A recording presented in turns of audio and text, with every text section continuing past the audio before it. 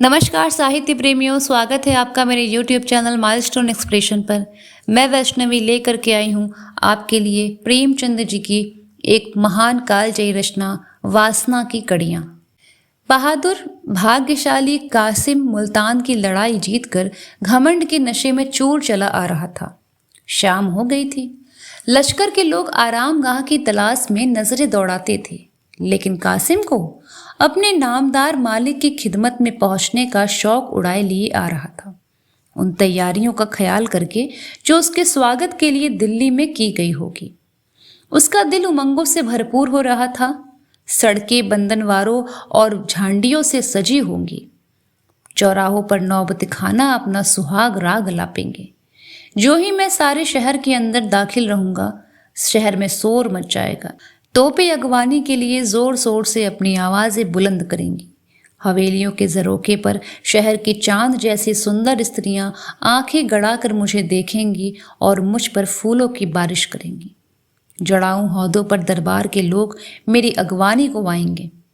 इस शान से दीवाने खास तक जाने के बाद जब मैं अपने हुजूर की खिदमत में पहुंचूंगा, तो वह बाहें खोले हुए मुझे सीने से लगाए के उठा लेंगे और मैं बड़े आदर से उनके पैर को चूम लूंगा।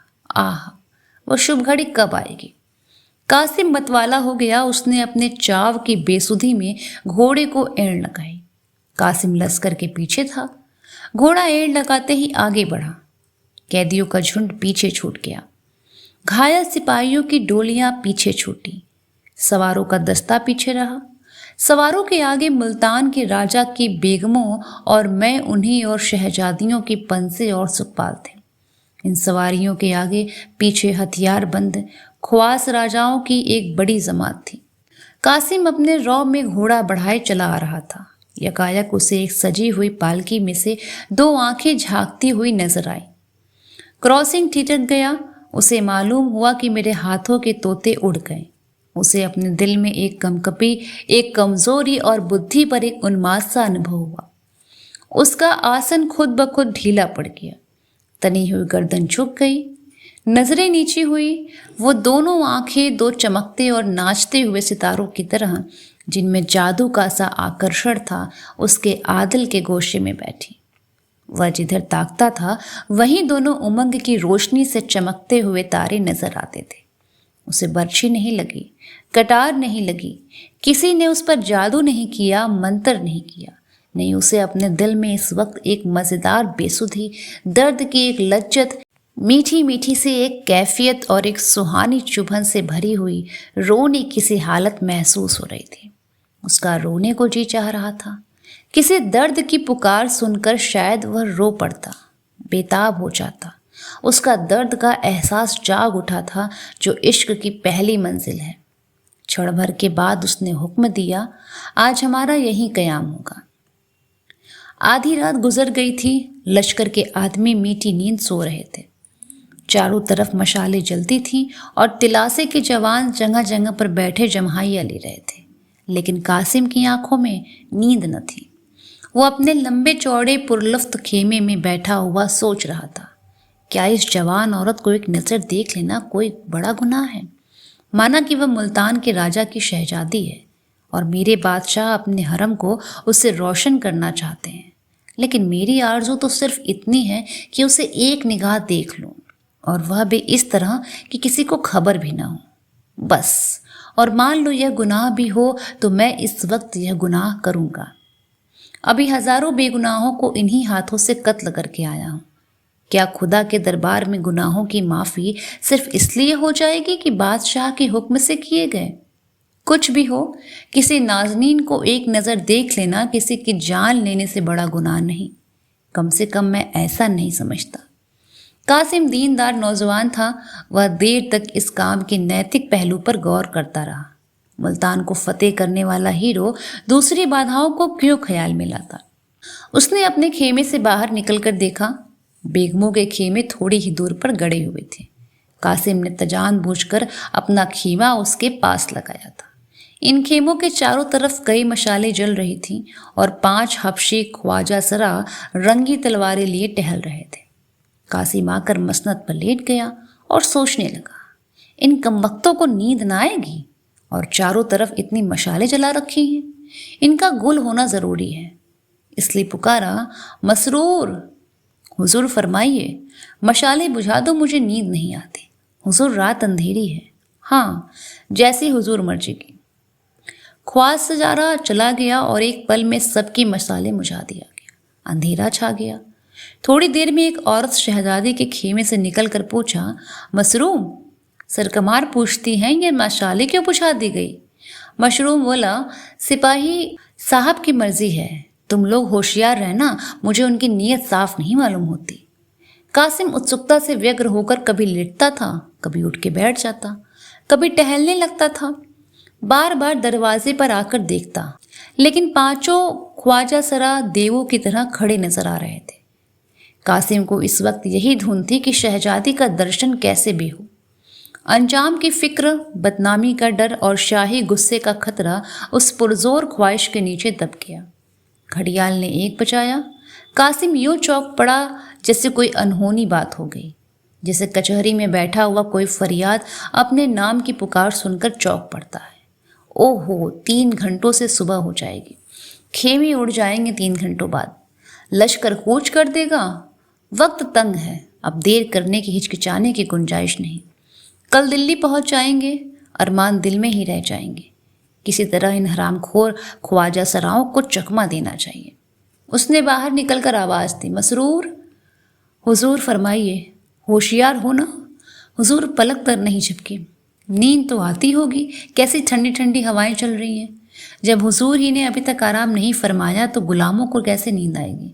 मैं तुम्हें कुछ तकलीफ देना चाहता हूँ। जी कहिए। तुम्हारे साथ 5 आदमी हैं, उन्हें लेकर ज़रा एक बार लश्कर का चक्कर लगाओ, देखो लोग क्या कर रहे हैं। अक्सर सिपाही रात को जुआ खेलते हैं, आसपास के इलाकों में जाकर खरमस्ती किया करते हैं। ज़रा होशियारी से काम करना मशरूर, मगर यहाँ मैदान खाली हो जाएगा। कासिम, मैं तुम्हारे आने तक खबरदार रहूँगा। मसरूर, जो मर्जी हुजूर। कासिम, मैंने तुम्हें मोतबर समझकर यह खिदमत सुपुर्द की है, इसका मुआवजा इंशाअल्लाह तुम्हें आकर जरूर देगा। मशरूम ने दबी ज़बान से कहा, बंदा आपकी यह चालें सब समझता है, इंशाअल्लाह सरकार से आपको भी इसका इनाम ज़रूर मिलेगा। और तब ज़ोर से बोला, आपकी बड़ी मेहरबानी है। एक लम्हे में 5 ख्वाजा सरा लश्कर की तरफ चले। कासिम ने उन्हें जाते हुए देखा। मैदान साफ हो गया, अब वह बेधड़क खेमे में जा सकता था। लेकिन अब कासिम को मालूम हुआ कि अंदर जाना इतना आसान नहीं है जितना कि वो समझ रहा है। गुनाह का पहलू उसकी नज़र से ओझल हो गया था, अब सिर्फ जाहिरी मुश्किलों पर निगाह थी। कासिम दबे पांव शहजादी के खेमे के पास आया, हालांकि दबे पांव आने की ज़रूरत न थी। उस सन्नाटे में वह दौड़ता हुआ चलता तो भी किसी को खबर न थी। उसने खेमे से कान लगाकर सुना, किसी की आहट न मिली। इत्मीनान हो गया।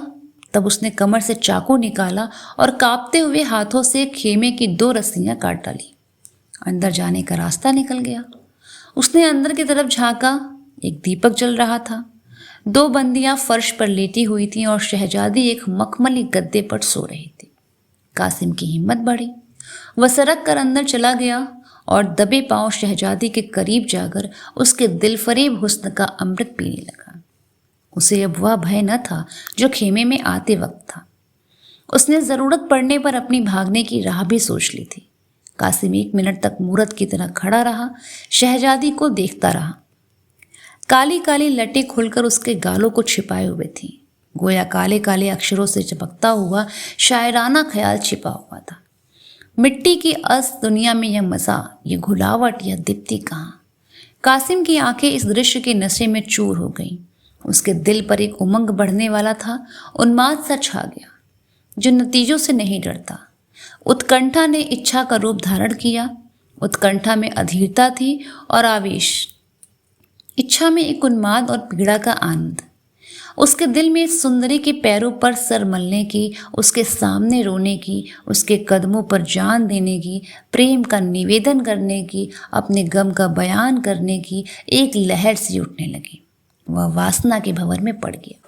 कासिम आध घंटे तक उस रूप की रानी के पैरों के पास सर झुकाए सोचता रहा कि उसे कैसे जगाऊं। जो ही वह करवट बदलती वो डर के मारे थरथरा जाता। वह बहादुरी जिसने मुल्तान को जीता था उसका साथ छोड़ दे रही थी। एकाएक कासिम की निगाह एक सुनहरे गुलाब पोश पर पड़ी जो करीब ही एक चौकी पर रखा हुआ था। उसने गुलाब पोश उठा लिया और खड़ा सोचता रहा कि शहजादी को जगाऊं या न जगाऊं, जगाऊं कि न जगाऊं। सोने की डाली पड़ी हुई देखकर उसको उठाने में आगा पीछा होता है, वही इस वक्त हो रहा था। आखिरकार उसने कलेजा मजबूत करके शहजादी के कांतिमान मुखमंडल पर गुलाब के कई छींटे दिए। दीपक मोतियों की लड़ी से सज उठा। शहजादी ने चौंक कर आंखें खोली और कासिम को सामने खड़ा देखकर फौरन मुंह पर नकाब खींच लिया और धीरे से बोली, मसरूर। कासिम ने कहा, मसरूर तो यहाँ है ही नहीं, लेकिन मुझे अपना एक अदना जाबाज खादिम समझिए। जो हुक्म होगा उसके तामील में बाल बराबर उजर भी न होगा। शहजादी ने नकाब और खींच लिया और खेमे के एक कोने में जाकर खड़ी हो गई। कासिम को अपनी वाक शक्ति का आज पहली बार अनुभव हुआ। वह बहुत कम बोलने वाला और गंभीर आदमी था। उसने अपने हृदय के भावों को प्रकट करने में उसे हमेशा झिझक होती रहती, लेकिन इस वक्त शब्द बारिश की बूंदों की तरह उसकी ज़बान पर आने लगे। गहरे पानी के बहाव में एक दर्द का स्वर पैदा हो जाता है। बोला, मैं जानता हूँ कि मेरी यह गुस्ताखी आपकी नाजुक तबीयत पर नागवार गुजरी है। हुजूर, इसकी जो सज़ा मुनासिब समझिए मुझे दे दीजिए, मैं सिर झुका करके सब कुछ कबूल कर लूँगा। मैं वो बदनसीब काले दिल का इंसान हूँ जिसने आपके बुजुर्ग बाप और प्यारे भाइयों के खून से अपना दामन नापाक किया है। मेरे ही हाथों मुल्तान के हजारों जवान मारे गए, सल्तनत तबाह हो गई, शाही खानदान पर मुसीबत आई और आपको यह स्याह दिन देखना पड़ा। लेकिन इस वक्त आपका यह मुजलिम आपके सामने हाथ बांधे खड़ा है। आपके एक इशारे पर वह आपके कदमों पर न्यौछावर हो जाएगा और उसकी नापाक जिंदगी से दुनिया पाक हो जाएगी। मुझे आज मालूम हुआ कि बहादुरी के पर्दे में वासना आदमी से कैसे कैसे पाप कराती है। ये महज लालच की आग है, राख में छिपी हुई सिर्फ एक कातिल जहर है। खुशनुमा शीशे में बंद, काश मेरी आंखें पहले खुली होती तो एक नामवार शाही खानदान यूं खाक में न मिल पाता। पर इस मोहब्बत की शमा ने जो कल शाम को मेरे सीने में रोशन की, इस अंधेरे कोने को रोशनी से भर दिया। यह उन रूहानी जज्बात का फैज है जो कल मेरे दिल में जाग उठे, जिन्होंने मुझे लालच की कैद से आज़ाद कर दिया। इसके बाद कासिम ने अपनी बेकरारी और दर्द दिल और वियोग की पीड़ा का बहुत ही करुण शब्दों में वर्णन किया, यहाँ तक कि उसके शब्दों का भंडार खत्म हो गया। अपना हाल कह सुनाने की लालसा पूरी हो गई, लेकिन वह वासना बंदी वहां से हिला नहीं। उसकी आरजुओं ने एक कदम और आगे बढ़ाया। मेरी इस राम कहानी का हासिल क्या? अगर सिर्फ दर्द दिल ही सुनाना था तो किसी तस्वीर को सुना सकता था। वो तस्वीर इससे ज्यादा ध्यान से और खामोशी से मेरे गम की दास्तान सुन। काश मुझे मालूम होता कि जिस आग में मैं फूका जा रहा हूँ उसकी आँच उधर भी पहुँचती है या नहीं। कौन जाने ये सच हो कि मोहब्बत पहले माशूक के दिल में पैदा होती है। ऐसा ना होता तो वह सब्र को तोड़ने वाली निगाह मुझ पर पड़ती ही क्यों। इस हुस्न की देवी की बातों में कितना लुत्फ आएगा। बुलबुल का गाना सुन सकता, उसकी आवाज़ कितनी दिलकश होगी, कितनी पाकीज़ा, कितनी नूरानी, अमृत में डूबी हुई। और जो कहीं वह भी मुझसे प्यार करती हो तो फिर मुझसे ज़्यादा खुशनसीब दुनिया में कौन है। इस ख्याल से कासिम का दिल उछलने लगा, रगों में एक हरकत सी महसूस हुई। इसके बावजूद कि बंदियों के जग जाने और मसरूर की वापसी का धड़का लगा हुआ था, आपसी बातचीत की इच्छा ने उसे अधीर कर दिया। बोला, हुस्न की मलका, यह जख्मी दिल आपकी इनायत की नज़र की मुस्तहक है, कुड़ उसके हाल पर रहम करिए। शहजादी ने नकाब की ओर से उसकी तरफ ताका और बोली, जो खुद रहम का मुस्तहक हो वह दूसरों के साथ क्या रहम कर सकता है। कैद में तड़पते हुए पक्षी से जिसके न बोलने पर गाने की न उम्मीद रखना बेकार है। मैं जानती हूँ कि कल शाम को दिल्ली के जालिम बादशाह के सामने बंदियों की तरह हाथ बांधे खड़ी रहूंगी। मेरी इज्जत, मेरे रुतबे और मेरी शान का दारोमदार खानदानी इज्जत पर नहीं बल्कि मेरी सूरत पर होगा। नसीब का हक पूरा हो जाएगा। कौन ऐसा आदमी है जो इस जिंदगी की आरजू रखेगा। मुल्तान की शहजादी आज एक जालिम चालबाज पापी आदमी की वासना का शिकार बनने पर मजबूर है। जाइए, मुझे मेरे हाल पर छोड़ दीजिए। मैं बदनसीब हूँ, ऐसा ना हो कि मेरे साथ आपको भी शाही गुस्से का शिकार होना पड़े। दिल में कितनी ही बातें हैं, मगर क्यों कहूँ, क्या हासिल। इस भेद का भेद बना रहना ही अच्छा है। आप में सच्ची बहादुरी और खुददारी है। आप दुनिया में अपना नाम पैदा करेंगे, बड़े बड़े काम करेंगे। खुदा आपके इरादों में बरकत दे। यही इस आफत की मारी हुई औरत की दुआ है। मैं सच्चे दिल से कहती हूँ कि मुझे आपसे कोई शिकायत नहीं है। आज मुझे मालूम हुआ कि मोहब्बत बैर से कितनी पाक होती है। वह उस दामन में मुझ छिपाने से भी परहेज नहीं करती जो उसके अजीजों के खून से लिथड़ा हुआ है। ये कमबख्त दिल उबला पड़ता है। अपने कॉल बंद कर दीजिए। वो अपने हापे में नहीं है, उसकी बातें न सुनिए। सिर्फ आपसे यही विनती है कि इस गरीब को भूलना चाहिएगा। मेरे दिल में उस मीठे सपने की याद हमेशा ताज़ा रहेगी। हरम की कैद में यही सपना दिल को तस्कीन देता रहेगा। इस सपने को तोड़िए मत। अब खुदा के वास्ते यहाँ से जाइए। ऐसा ना हो कि मशरूर आ जाए और वह एक जालिम है। मुझे अंदेशा है कि उसने आपको धोखा दिया। अजब नहीं कि यहीं कहीं छुपा बैठा हो। उससे होशियार रहिएगा। खुदा हाफिज। कासिम पर एक बेसुधी किसी हालत छा गई, जैसे आत्मा का गीत सुनने के बाद किसी योगी की होती है। उसे सपने में भी जो उम्मीद न हो वो हो गया, वो पूरी हो गई। गर्व से उसकी गर्दन की रंगें तन गई।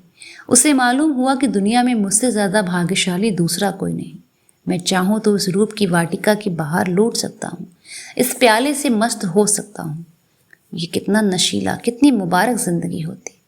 अब तक कासिम की मोहब्बत ग्वाले का दूध थी, पानी से मिली हुई।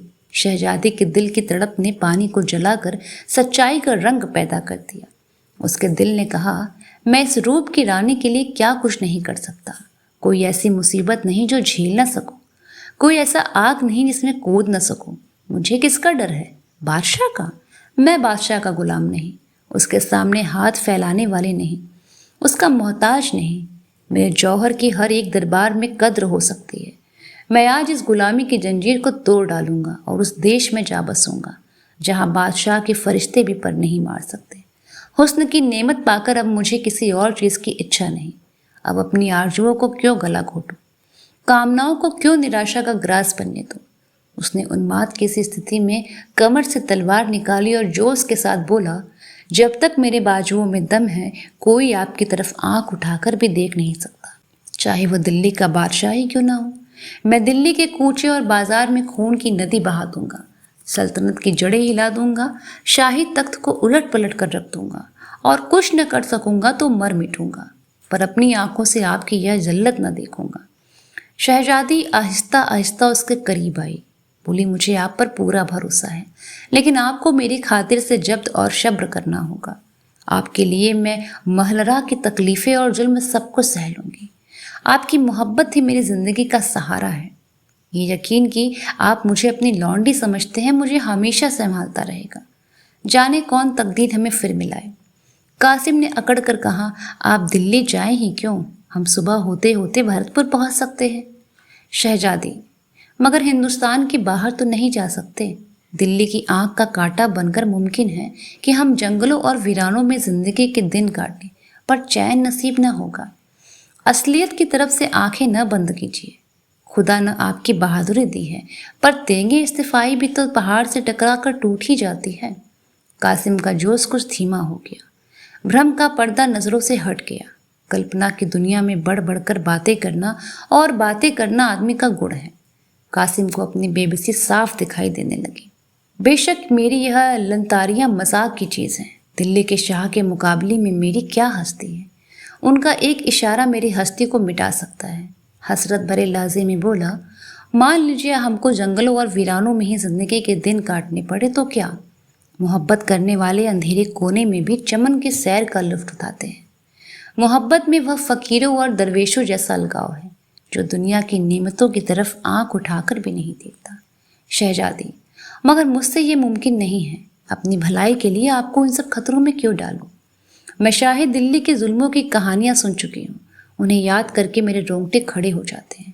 खुदा वह दिन न लाए कि मेरी वजह से आपका बाल भी बांका हो। आपकी लड़ाइयों के चर्चे, आपकी खैरियत की खबरें उस कैद में मुझे तस्कीन और ताकत देंगी। मैं मुसीबतें झेलूंगी और हंस हंस कर आग में जलूंगी और माथे पर बल न जाने दूंगी। हाँ, मैं शाही दिल्ली के दिल को अपना बनाऊंगी, सिर्फ आपकी खातिर से, ताकि आपके लिए मौका पड़ने पर दो चार अच्छी बातें कह सकूं। लेकिन कासिम अब भी वहां से ना हिला। उसे आरजुएं उम्मीद से बढ़कर पूरी होती जाती थी। फिर हवस भी उसी अंदाज से बढ़ती जा रही थी। उसने सोचा अगर हमारी मोहब्बत की बहार सिर्फ कुछ लम्हों की मेहमान है तो फिर इन मुबारकबाद लम्हों को आगे की चिंता से क्यों बेमसा करे। अगर तकदीर में उस हुस्न की नेमत को पाना नहीं लिखा है तो इस मौके के हाथ से जाने ही क्यों दूं। कौन जाने फिर मुलाकात हो या ना हो, मोहब्बत रहे या भी नहीं। बोला, शहजादी अगर आपका यही आखिरी फैसला है तो मेरे लिए सिवाय हसरत और मायूसी के क्या चारा है। दुख होगा, कुड़ूंगा, पर सब्र करूंगा। अब एक दम के लिए यहाँ आकर मेरे पहलू में बैठ जाइए ताकि इस बेकरार दिल को तस्कीन हो। आइए एक लम्हे के लिए भूल जाएं कि जुदाई की घड़ी हमारे सिर पर खड़ी है। कौन जाने ये दिन अब कब आएगा। शान शौकत गरीबों की याद भुला देती है। आइए एक घड़ी मिलकर बैठ जाएं।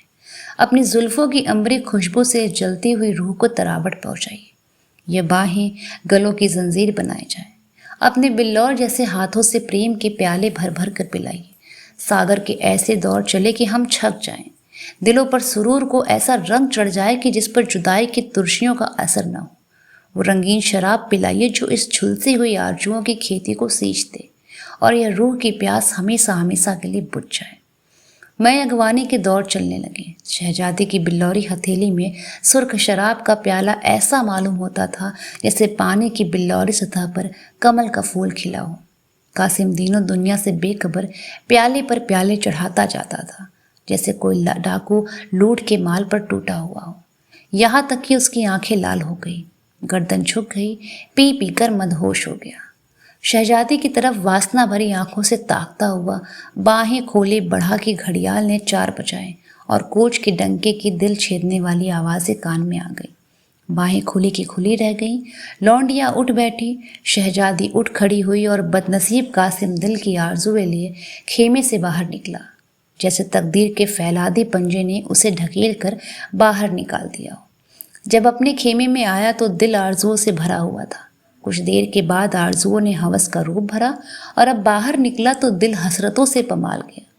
हवस का मकड़ी जाल उसकी रूह के लिए लोहे की जंजीर बन गया था। शाम का सुहाना वक्त था। सुबह की ठंडी ठंडी हवा से सागर में धीरे धीरे लहरें उठ रही थी। बहादुर किस्मत का धनी कासिम मुल्तान के मोर्चे को सर करके गर्व की मदिरा पिए उसके नशे में चूर चला रहा था। दिल्ली की सड़कें बंधनवारों और झंडियों से सजी हुई थी। गुलाब और केवड़े की खुशबू चारों तरफ उड़ रही थी। जगह जगह नौबत खाने अपना सुहाना राग भर रहे थे। तोपों ने अगवानी की घनगरंज सदाएं बुलंद की। ऊपर झरोकों में नगर की सुंदरियां सितारों की तरह चमकने लगी। कासिम पर फूलों की बरखा होने लगी। वह शाही महल के करीब पहुंचा तो बड़े बड़े अमीर उमरा उसकी अगवानी के लिए कतार में लगे थे। शान से वह दीवाने खास तक पहुंचा। उसका दिमाग इस वक्त 7वें आसमान पर था। चाव भरी आंखों से ताकता हुआ बादशाह के पास पहुंचा और शाही तख्त को चूम लिया। बादशाह मुस्कुराकर तख्त से उतरे और बाहें खोले हुए कासिम को सीने से लगाने के लिए बढ़े। कासिम आदर से उनके पैरों को चूमने के लिए झुका कि यकायक उसके सिर पर एक बिजली सी गिरी। बादशाह को तेज खंजर का उसकी गर्दन पर पड़ा और सर तन से जुदा होकर अलग हो गया। खून के फव्वारे बादशाह के कदमों की तरफ, तख्त की तरफ और तख्त के पीछे खड़े होने वाले मसरूर की तरफ लपके। कोई झल्लाया हुआ आंख का सांप है। घायल शरीर एक पल में ठंडा हो गया, मगर दोनों आंखें हसरते की मारी हुई 2 मूर्तों की तरह खड़ी दीवार की तरफ ताकती रहीं। आखिर वह भी बंद हो गया। हवस ने अपना काम पूरा कर दिया। अब सिर्फ हसरत बाकी थी, जो बरसों तक दीवाने खास के दरो दीवार पर छाई रही और जिसकी झलक अभी तक कासिम के मज़ार पर घास फूल की सूरत में नजर आती है। ये कहानी कैसी लगी कमेंट में ज़रूर बताइएगा। चैनल पर नए हैं सब्सक्राइब करना मत भूलिएगा। आपका बहुत बहुत धन्यवाद।